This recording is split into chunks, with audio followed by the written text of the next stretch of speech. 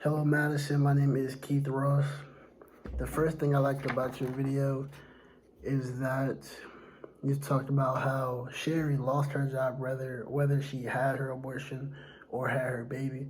And you talked about regardless of what you do, someone will be unhappy. And I agree with that.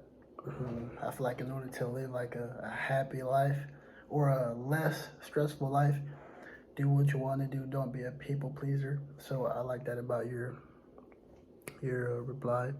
The second thing I like is that during your reply to step 5, you reference something that Sherry said in the video outside of your 4 quotes.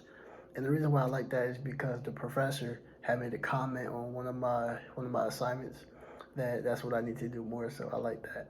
You kind of gave me an idea of what to do. So I like that.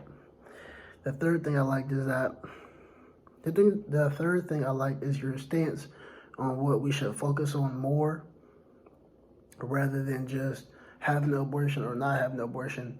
You talked about things like money, food, baby products, mental health. You talked about things like that, things that we should focus on more rather than just, pro-life or pro-choice. And I like that.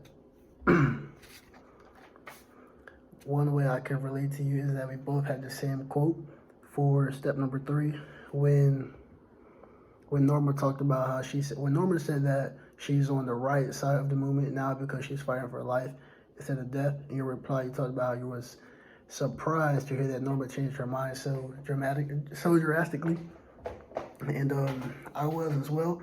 Me and my wife watched that video together, and when that part came to where Norma was changing her mind, me and my wife was like, what? Looking at each other. So yeah, I could relate to you on that. It was very surprising for us as well. And the last thing I could relate to you on was Sherry's decision to abort the baby broke your heart. It saddened me as well. My mother dealt with something similar to that. She had her first baby prematurely.